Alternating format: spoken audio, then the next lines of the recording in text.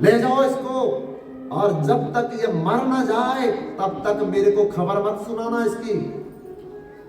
अब हिरण्यकशिपु की बात मान करके, आज्ञा मान करके उसके द्वारपाल पकड़ करके प्रहलाद महाराज को मारने का प्रयास करते हैं। बंधुओं, कभी सर्पों के कुएं में डाल देते हैं तो सर्पों के कुएं में सर्प जो है वो फूल बन जाते हैं, फूलों की माला बन जाती है।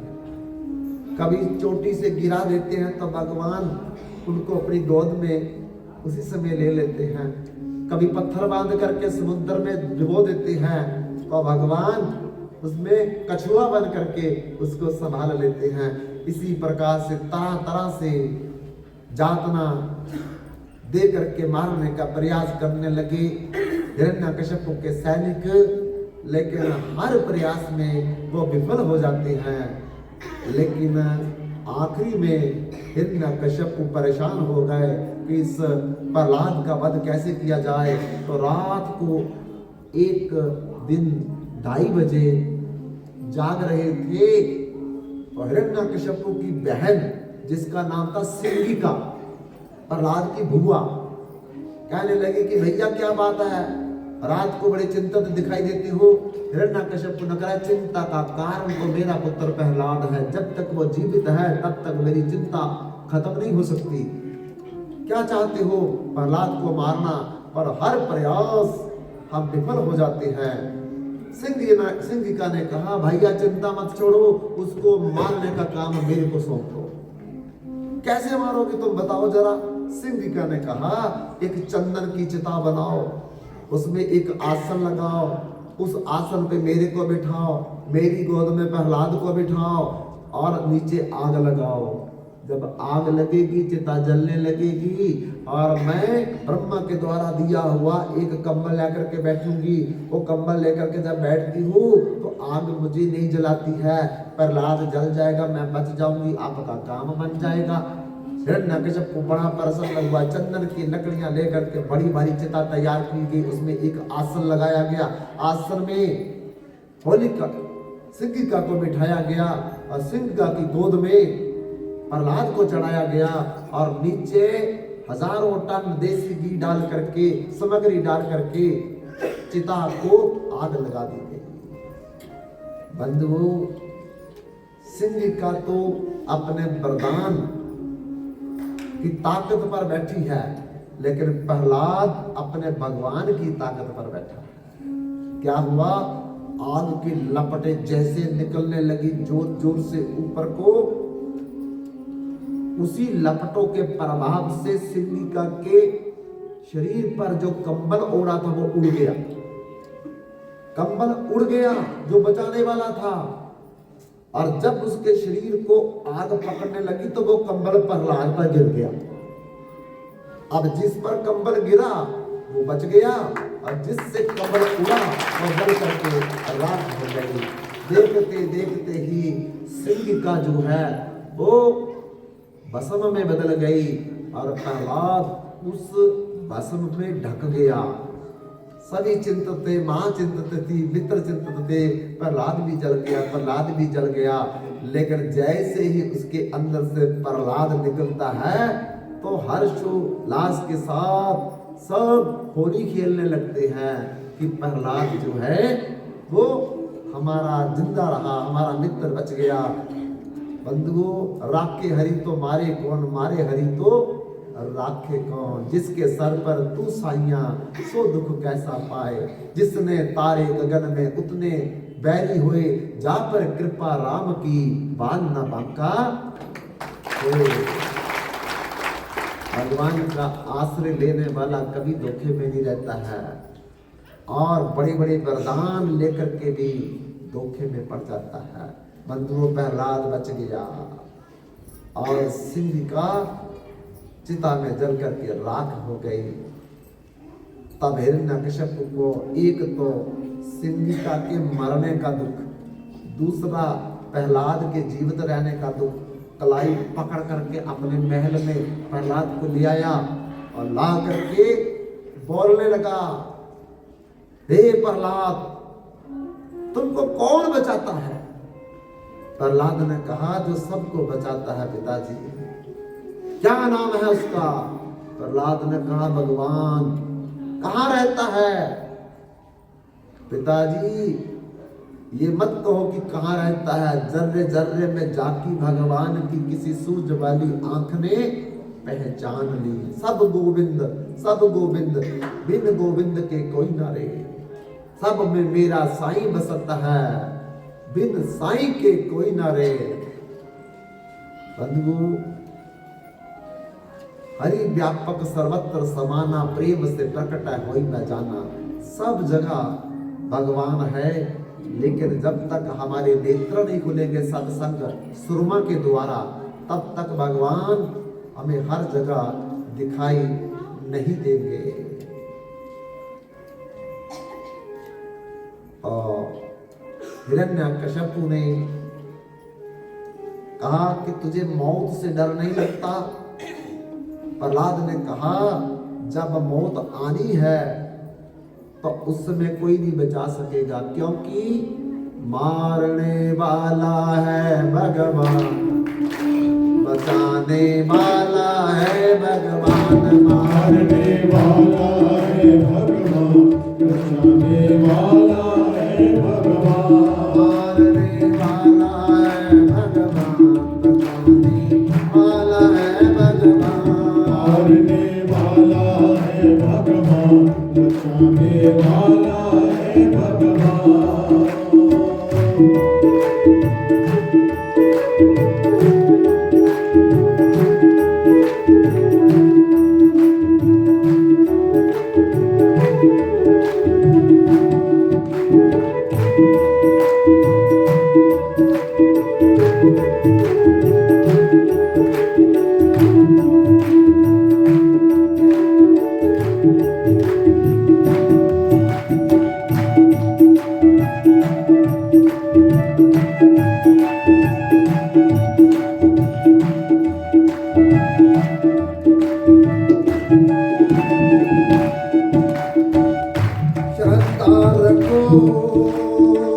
जगत के लोगों अपने दीनानाथ के श्रद्धा रखो। जगत के लोगों अपने दीनानाथ में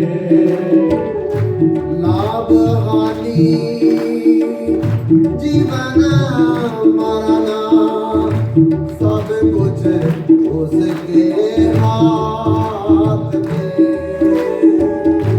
लाभ हानि जीवन और मरण सब कुछ उसके हाथ में।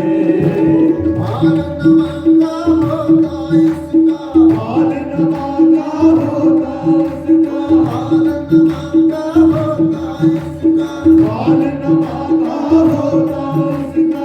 इसके कृपा निदान पारने वाला है भगवान, बचाने वाला है भगवान। पारने वाला है भगवान, बचाने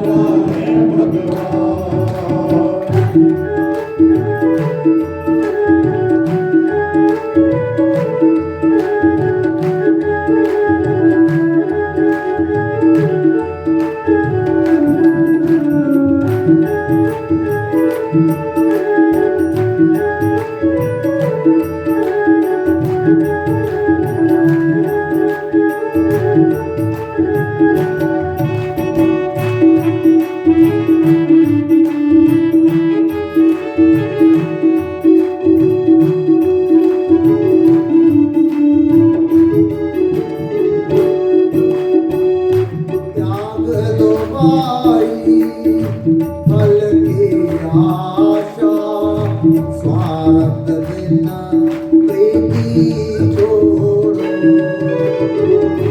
त्याग दो भाई घर की आशा स्वार्थ बिना प्रेम छोड़ो क्या होगा इसकी चिंता जगत पिता पर छोड़ो क्या होगा उसकी चिंता जगत पिता पर छोड़ो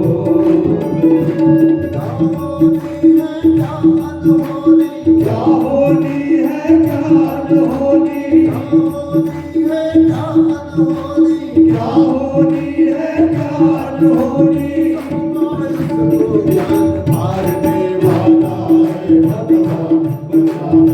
मारने वाला है भगवान बचाने वाला है भगवान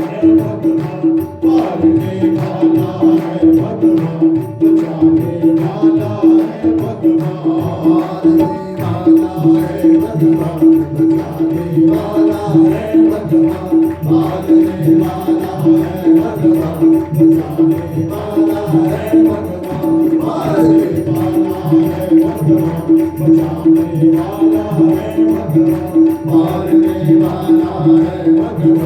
बचाने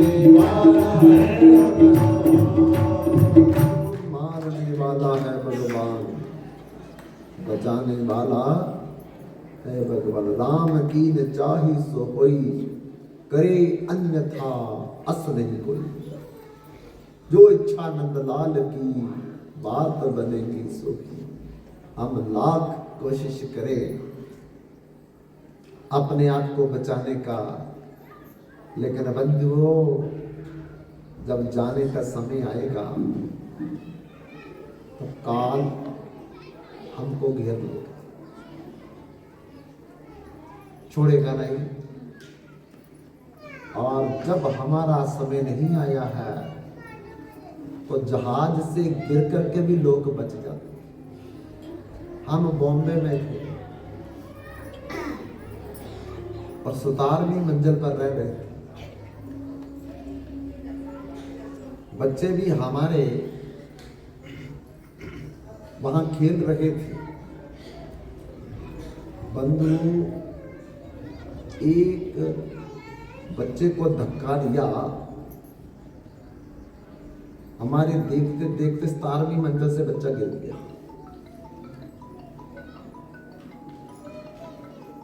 लेकिन राखे हरि तो मारे कौन, मारे हरि तो राखे कौन। एक पराली का ट्राला नीचे अचानक चला आया और उस पराली के ट्राले के भीतर में वो लड़का गिर गया। एक खरोच तक नहीं आई उस बच्चे को, 12वीं मंजिल से गिरा बच्चा, भरे ट्राले पराली वाले के भीतर में गिरा जाता। और उसी समय ट्राला आया, वो उससे पहले वो जगह खाली थी। लेकिन कहने का मतलब है कि वो पराली का ट्राला किसने बेच दिया? भगवान ने बेच दिया। इसलिए अगर मारने वाला भगवान है तो बचाने वाला भी भगवान है। इसलिए जन्म और मरण हमारे हाथ में नहीं है, लेकिन भगवान का स्मरण हमारे हाथ में है। जन्म और मरण हमारे हाथ में नहीं है। कब मरेंगे ये भी पता नहीं, और कहाँ जन्म होगा वो भी पता नहीं है। लेकिन भगवान का स्मरण जो है वो हमारे हाथ में है। अगर हम मरने से पहले पहले भगवान का स्मरण कर लेंगे तो हमारा जीवन जो है वो बंधुओं सफल हो जाएगा। प्रहलाद को जब हिरण्यकश्यप ने कहा कि तुम्हें कौन बार बार बचाता है, तो उसने कहा भगवान, क्योंकि मारने वाला है भगवान, बचाने वाला है भगवान। तो कहा अगर तेरा भगवान सब जगह रहता है तो क्या मेरे इस राक्षस के महल के अंदर भी रहता है? प्रहलाद ने कहा पिताजी, जब सब जगह रहता है तो आपके महल में भी रहता है। क्या ये सामने जो खंबा है इसमें भी रहता है तेरा भगवान? प्रहलाद ने कहा महाराज, जब आपके महल में रहता है तो इस खंबे में भी रहता है। अच्छा, अगर तू कहता है कि तेरा भगवान इस खंबे में है, आज इस खंबे को तोड़ करके तेरे भगवान का मैं बंद कर डालूंगा। उसी समय गदा लेकर के उस खंबे को तोड़ दिया। बंधुओं, जब खंबा टूटता है तो गर्जना होने लगी, उल्का गिरने लगी, पृथ्वी डामाडोल होगी, सातों समुद्र सीमा तोड़ करके जल किनारों से बाहर जाने लगा। और देखते ही देखते उस खंबे में से पाप कर कमल बरे नख अद्भुत श्रृंगम दलित हिरण्यकश्यप तृण भृंगम केशव धृता नर हरि रूपा जाया जगदीश हरि। देखते ही देखते भगवान ने नरसिंह रूप धारण करके उस खंबे से अवतार ले लिया। और देवता लोग भगवान को देख करके गुप्त रूप से स्तुति करने लगे। तो नरसिंहा पर तो नरसिंहा, जतो जतो जामी जतो नरसिंहा, तो नरसिंहा, जतो जतो जामी जतो नरसिंहा, बाहिर नरसिंहा, हृदय नरसिंहा, नरसिंह माते शरणम परपादे, नरसिंह माते शरणम परपादे, नरसिंह माते शरणम परपादे। भागीशायस्य वदने मिलियस्य चावक्षसि, यशास्ते हृदय संवेदं नरसिंहं महाभाजी। नरसिंहा जय नरसिंहा, जय जय नरसिंहा, पहला दिशा जाया पद्मा पद्मा नरसिंहा जय नरसिंहा, जय जय नरसिंहा, पहला दिशा जाया पद्मा जायो नरसिंह देव जायो नरसिंह देव नरसिंह देव जायो नरसिंह देव जायो प्रहलाद महाराज जायो प्रहलाद महाराज प्रहलाद महाराज जायो प्रहलाद महाराज जंतो नरसिंह भक्तो नरसिंह जंतो जंतो जाति भक्तो नरसिंह आहे नरसिंह हृदय नरसिंह नरसिंह माधव शरणं परमते नमस्ते नरसिंहाय प्रह्लाद हृदय हिरण्यकशिप परमच्च शैलाटङ्कनखाय भागीशा यस्य वैनर्लक्ष्यस्य चावक्षः जयशायस्य हृदय संवित्तं नरसिंहं मम वाचि जय नरसिंह जय नरसिंह जय जय नरसिंह जय नरसिंह जय नरसिंह जय जय नरसिंह प्रह्लादेशा जय पद्मा पद्मा जय पद्मा ऐसे देवताओं ने गुप्त रूप में नरसिंह भगवान की स्तव और स्तुति की है, स्तोत्र का पाठ किया है और भगवान से प्रार्थना की है कि प्रभु इस असुर को मारने में ज्यादा देरी मत लगाना, हम डरे हुए हैं बहुत ज्यादा इस असुर से। भगवान ने कहा अरे ब्रह्मा जी के वरदान को भी तो पूरा करना है, जब तक संध्या का समय नहीं आएगा मैं इसको नहीं मार सकता, क्योंकि ब्रह्मा का वरदान है ना दिन को ना रात को इसे कोई मार सकेगा। तो भगवान शाम तक हिरण्यकशिपु के साथ युद्ध करते रहे।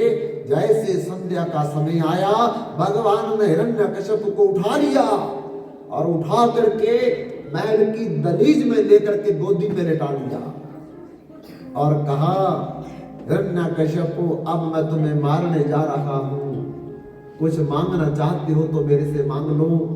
हिरण्यकशिपु ने कहा आप मुझे नहीं मार पाओगे, क्यों? क्योंकि मैंने ब्रह्मा जी से वरदान लिया है, घर के अंदर भी नहीं मरूंगा, घर के बाहर भी नहीं। तो भगवान कहते इसीलिए मैंने दरवाजे की दहलीज में तुमको लाया। हिरण्यकशिपु कहता तब भी नहीं तुम मुझे मार सकते, क्यों? जमीन पर भी नहीं, आकाश में नहीं। और भगवान कहते इसीलिए मैंने तुमको गोदी पे लेटाया है, तब भी आप मुझे नहीं मार सकते, कोई अस्त्र से नहीं, शस्त्र से नहीं। तो भगवान कहते इसीलिए मैंने नाखूनों वाला नरसिंह बन करके मैं आपको मारने के लिए आया, तब भी मुझे नहीं मार सकते, क्यों? क्योंकि ना आदमी मार सकता है ना जानवर। भगवान कहते ना मैं आदमी ना मैं जानवर हूँ, सिर मेरा सिंह का है, धार मेरा नर है, तब भी नहीं आप मुझे मार सकते, क्योंकि ब्रह्मा की बनाई हुई सृष्टि का कोई भी प्राणी मुझे मार नहीं सकेगा। भगवान कहते ब्रह्मा मेरी बनाई हुई सृष्टि का प्राणी है, मैं ब्रह्मा की बनाई हुई सृष्टि का प्राणी नहीं हूँ, तब भी आप मुझे नहीं मार सकते, क्योंकि ब्रह्मा ने मुझे वरदान दिया था 12 मास में मुझे कोई नहीं मार सकेगा। तो भगवान कहते इसीलिए तुम्हारे लिए मैंने पुरुषोत्तम मास, अधिक मास, मल मास 13वां महीना बनाया है। तो बंधुओं सारे वरदान पूरे करके हिरण्यकशिपु का नरसिंह भगवान ने वध कर डाला।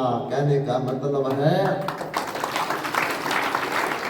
यातस्य ध्रुवो मृत्यु ध्रुवम मृतस्य च तस्मात् अपरिहार्यते ना त्वं सोच तुमर्हसि। कितने भी प्रयास कर लो बचने के लिए, कितने भी वरदान ले लो बचने के लिए, कितनी भी डिग्रियां हासिल कर लो बचने के लिए, कितने बड़े बड़े डॉक्टर बन जाओ, पर डॉक्टर भी मरेगा, मास्टर भी मरेगा, लेक्चरर भी मरेगा, प्रोफेसर भी मरेगा, जिंदा कोई नहीं रहेगा, क्योंकि आया है सो जाएगा। राजा रंक फकीर एक सिंहासन चढ़ चला, दूसरा बंदा जंजीर। जो भजन करेगा वो विमान पर बैठ के जाएगा, और जो भोजन करेगा वो जमदूतों के जम पास में बंद करके जाएगा। फर्क इतना ही है, मरना सबको है। इसलिए बंधुओं देखते ही देखते कश्यपु का भगवान नरसिंह देव ने वध कर दिया और हिरण्यकश्यपु की नासिका को, नाड़ियों को अपने शरीर पर लपेट करके हिरण्यकश्यपु के सिंहासन पर चढ़ करके भगवान बैठ गए और बहुत जोर जोर से गर्जना करने लगे। सब डर रहे थे अब भगवान को शांत कैसे करवाया जाए, कौन पास में जाए। ब्रह्मा जी थर-थर कांपने लगे, शंकर जी थर-थर कांपने लगे, इंद्र थर-थर कांपने लगे, कुबेर थर-थर कांपने लगे।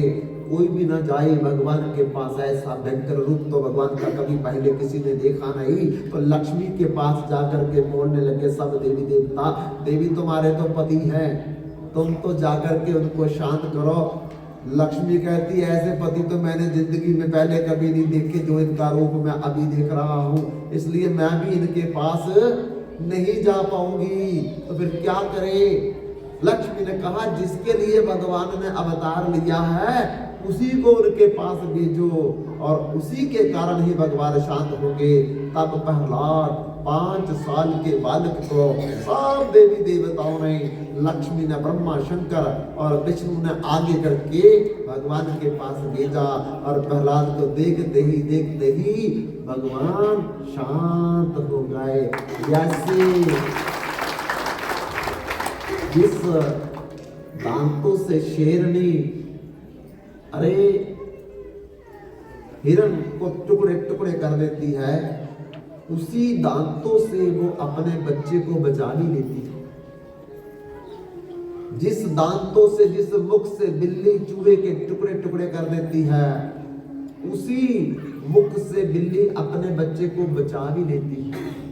ऐसे ही जो भगवान को देख करके सब देवी देवता थर थर कांप रहे थे, उसी के आगे प्रहलाद 5 साल का बालक जाकर के खड़ा हो गया और भगवान बिल्कुल शांत हो गए और प्रहलाद को गोदी में बिठा करके प्यार करने लगे।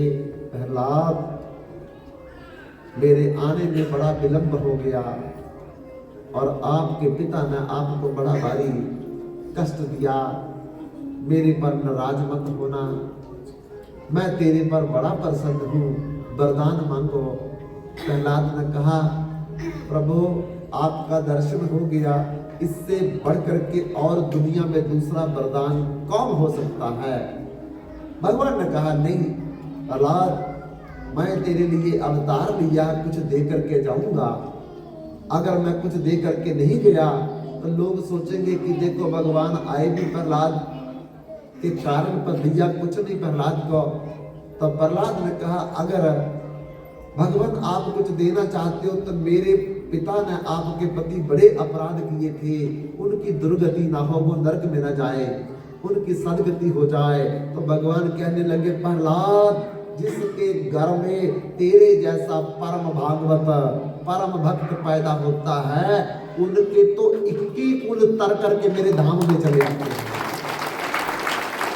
तुम एक माता पिता की बात करते हो, 21 जन्म के तेरे माता पिता, दादा की तरफ से 21 जन्म के तेरे माता पिता, नानके की तरफ से 21 जन्म के तेरे रिश्तेदार जो है ससुराल की तरफ से, वो मेरे धाम में चले आते हैं और तुम्हारे पिता की कैसे दुर्गति हो सकती है? तुम मेरे से और वरदान मांगो। और प्रहलाद ने कहा कि हे भगवान, अगर सच में आप मुझे बार बार वरदान मांगने के लिए बोल रहे हो तो फिर ऐसा वरदान दो कि मुझे आपसे कभी कुछ मांगने की इच्छा ना पैदा हो। देखो बंधुओं, प्रहलाद के सामने भगवान बार बार कह रहे हैं कुछ मांग लो, कुछ मांग लो, कुछ मांग लो, लेकिन प्रहलाद कुछ नहीं मांग रहे। जब बार बार भगवान ने कहा तो प्रहलाद ने क्या कहा, मेरी कभी मांगने की आपसे इच्छा भी कभी पैदा ना हो। ऐसा क्यों कहा? बंधुओं, भगवान को नहीं पता कि हमको क्या चाहिए, फिर हम भगवान को बोलेंगे कि हमें ये दे दो, तो भगवान को छोटा बनाने जैसा है ये बात। क्योंकि भगवान तो सर्वंतर्यामी है, उनको सब कुछ पता है कि हमको इस संसार में क्या चाहिए। हमको कुछ नहीं मांगना चाहिए भगवान से। जब भी मांगने की बात आए तो भगवान से एक ही बात मांगो, क्या? अब प्रभु कृपा करो, एक ही बाती सब तज भजन करो दिन राती। मैं आपका मन से भजन करता रहूं दिन राती, बार बार बार मांगू हर्ष, दिहो श्री रंग अन्न पायनी भक्ति, भक्ति सदा सत्संग। मुझे आपकी भक्ति मिल जाए, सत्संग मिल जाए, कथा मिल जाए, और मुझे आपसे प्रभु कुछ नहीं चाहिए। हनुमान की तरह बोलो, बार एक ही बार मांगो, राम कृपा कर देहु, जन्म जन्म प्रभु पद कमल, ये वरदान गति देहु। मेरे को एक ही वरदान चाहिए, आपके चरणों की भक्ति, आपके चरणों की सेवा। ये मत बोलो कि मुझे दुकान मिल जाए, मकान मिल जाए, नौकरी मिल जाए, खेत मिल जाए, प्लॉट मिल जाए। मत मांगो भगवान से। हम मांगेंगे तो एक घर मिलेगा, अगर भगवान देंगे तो पूरा गांव दे देंगे। तो फिर गांव लेना है या एक घर लेना है भगवान से?